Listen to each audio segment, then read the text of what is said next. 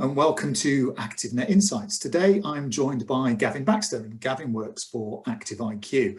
ActiveIQ has been a really strong supporter of ActiveNet over time. But before we start that, Gavin, just tell us what you do for ActiveIQ, please. Yeah, thanks, David. Thanks for having us. Yeah, so essentially, I'm a business consultant for ActiveIQ. So we provide, there's myself and my team who are business development executives. We provide support for our centres in terms of helping them understand the market, helping them grow, and also looking for new business as well. And we gauge a lot of feedback as well from centres and from people who are not training providers, but just to understand where the sector's heading, so we can tailor best products and suit needs for people in the market. Excellent. And when you use the word centre, what do you mean? A centre, sorry, is a training provider. So it's someone who's an approved centre of ActiveIQ. So they deliver ActiveIQ recognised qualifications. Excellent. So that could be a leisure provider, but it could also be a college or a university if they do vocational stuff and things like that. Yeah, absolutely. So we have a vast range of centres, from approved centres from, as you said, colleges, universities, prisons. Prisons are delivering, schools, private training providers. It could be someone with a small business. It could be a large gym facility, and it could be people who are set up just as a training provider as well. So they're just providing education. Brilliant. Okay, excellent. Now, Gavin, you've never been to an ActiveNet in the past. I know Laura's been, and I know Jenny's been a few times. I think Tad came as well. So there's a few of the team that have been before. So when you spoke to Jenny about ActiveIQ and she gave you the role of coming, why choose ActiveNet? Why choose this type of a way of talking to people about your services?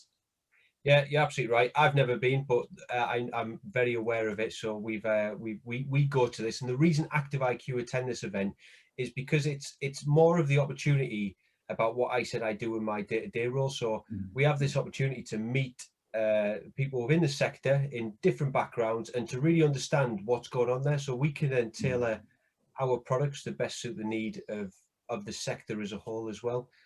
So this is why we do it. And we really like that kind of setup of a quick short meeting with someone, get what we need to do, and then moving on as well from that side. So yeah, there's a lot of positive feedback from it. It's a shame it's not in person, but hopefully we'll get there. Yeah, we will absolutely get there, Gavin. And you know, ActiveNet is very much a face-to-face thing. It's very much about shaking hands and also you buying me a drink. So yeah, we need to get to a live event. So talk to me, Gavin, about the types of things. Obviously, you've said you like consulting with your customers and with those that aren't your customers to find out what their needs are. But over the last 12 months, lots of things have changed within ActiveIQ. What sort of new things are you going to be talking to potential new customers or existing customers about? Yeah, you're absolutely right. Our role certainly is more of a consulting role than it is a direct kind of, here's a product, you must start delivering this. We want to make sure that we're best suiting the needs for the sector as a whole. So over the last 12 months, it's been now almost since March last year, we've all had a bit of a shock up, and we've all had a bit of a change in the sector and the way things are delivered. So what we've been doing at ActiveIQ is we've been looking at more digital delivery. So we worked hard with our regulators, we worked hard with SimSpar to make sure that we could have adapted assessments, so we could help learn and help the training providers still provide that kind of flow of influx into the sector, get people qualified, get them out into market. So we worked hard on that side of things, and then we also looked at what's been happening with, there's been a little bit of a shift in terms of, we've always known, for example, mental health's been quite a large concern in the UK as a whole and internationally, and more so recently in the last 12 months. So we've found that we've got health and wellness qualifications that have become a little bit more important, and we've had training providers that they've been offering these to public sector. They've been offering business to business and really helping develop and spread the knowledge on that side of things. So we've been working hard on that, the health and wellness stuff, and we identify that in the future the sector might be a little bit different in terms of with training and education. More of it might be online. So we've also released our first fully online regulated qualification, which is the long-term conditions qualification as well. That's been in production for the last 2 years, I believe, but finally it was released. It's successful on that side as well. Yeah, that's really interesting, because I think it resonates with a lot of people around the sector being different. I talk about looking from the leisure centre doors outwards rather than inwards. And that piece around long-term conditions, certainly with what COVID is potentially going to leave behind, that's a really good qualification. And ultimately, we can't deliver these services in the sites unless we've got qualified people. So it's really positive that you've started to almost future think, what could the result of the pandemic be? So how does an operator get involved in those types of qualifications? What do they need to do? So essentially, what they need to do is become an approved centre with ourselves. And what we found is we had many approved centres who didn't really understand the change from face-to-face delivery to online delivery.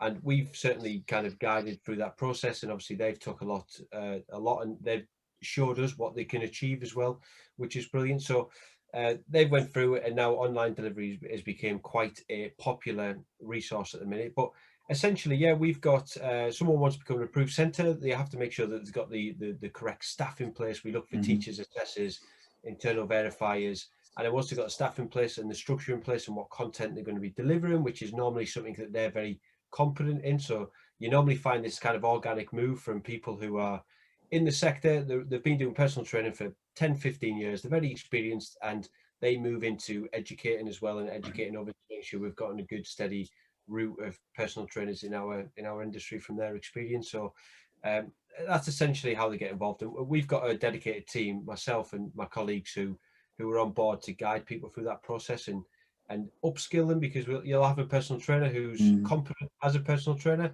but they might never have taught before. So we've got teaching assessments as well to help guide them through. Fantastic.